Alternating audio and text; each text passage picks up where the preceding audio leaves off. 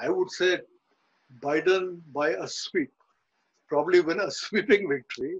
Uh, I would not be surprised if he gets more than 350 electoral college votes against the 270 required. However, there is a very good chance of litigation. If Biden is ahead, Trump has sworn he's going to fight. The issues, there are a number of issues. One is about the postal ballots. When they were posted, whether they are not on time. There are already several cases in court challenging what is called early balloting. In America, balloting has already begun. You can put your vote in, and there are some states, and then there are issues as to whether this is being fairly done or not. There are some places in which, for instance, in Texas, there is a sheriff who just has one single drop box for an enormous area in an attempt to reduce the number of people who is voting and therefore give an advantage to the Republicans. So, the chances are that come electoral day, I expect that the votes will show Biden a victor, and I expect Trump will contest that, and we may then have litigation, and we may be in limbo for another month or two until the courts sort it all out, and then the matter finally goes to Congress to declare a victor. I mean, if you go back to the election when Gore was fighting Bush, 2000, there was that particular problem went up and down for weeks, and that was only one single issue about the about the balloting in Florida. If you have similar disputes in a number of states, I don't know how long it will take. It could certainly be weeks, and it could, in theory, be months, because in every case, there will be ways of appealing. And if you appeal all the way to the Supreme Court, and Supreme Court says you change some procedure, you go back to the start. You start the procedure. Each procedure can once again be challenged at the state level, appeal level, once again Supreme Court. So this is what happened in Gore versus Bush in the year 2000. And Trump has sworn that if he loses, he is going to contest. However, I mean, suppose it's really a sweep the way I'm expecting. Suppose it looks as though Biden is going to get 350 seats against only 270 that he needs. In that case, maybe Trump will give up the ghost and say, Baba, it's not worth fighting this. But by nature, he's a fighter. By nature, I think he will go to the courts. I think that angle is much exaggerated. Indian Americans are first Americans, and only then they worry about the Indian part of it. They are not worried about issues in India. Their connection to India is limited. They are much more interested in American issues.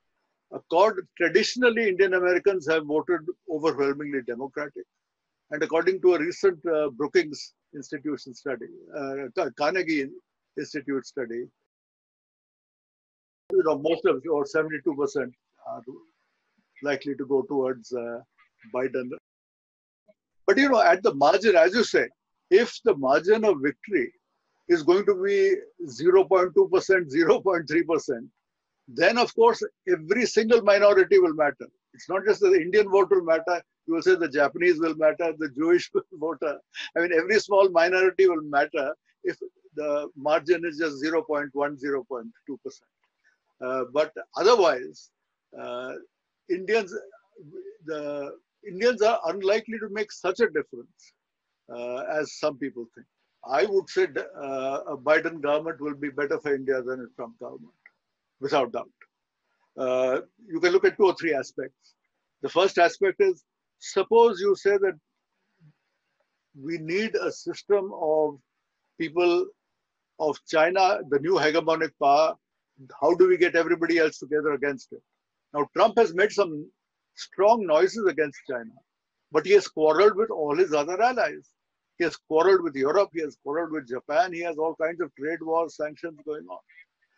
He has quarreled, of course, above all with Iran and put sanctions out there. Now, from India's point of view, if you want to have a geopolitical anti-China front, you need an American leader who will reach out to all the allies and work together with them.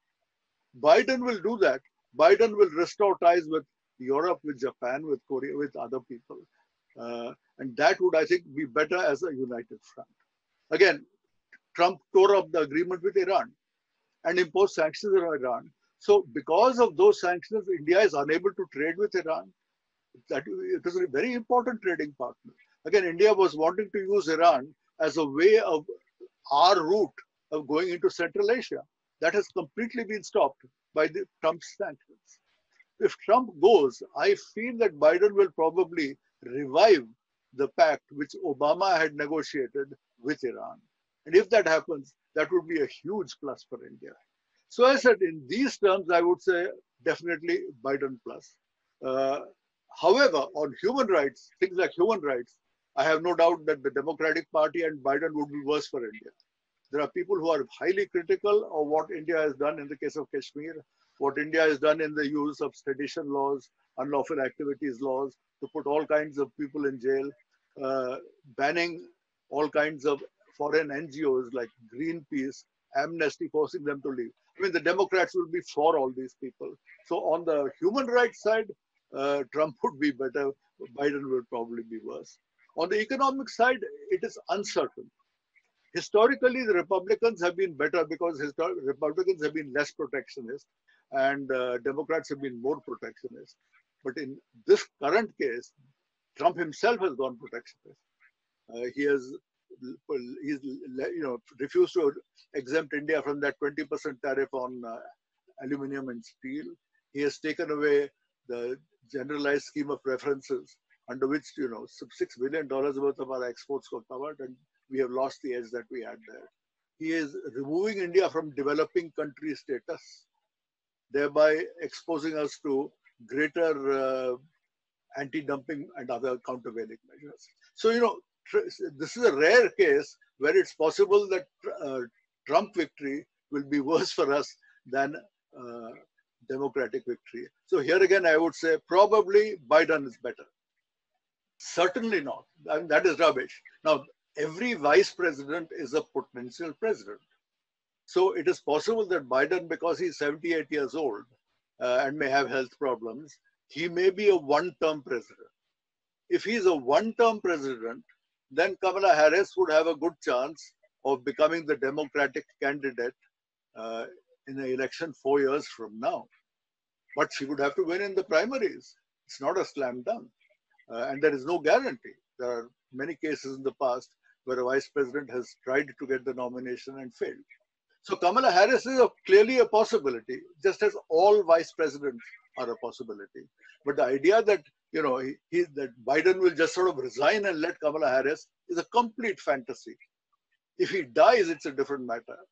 But as of now, assuming he lives for the 4 years, there is no question, I think, of his giving up the seat.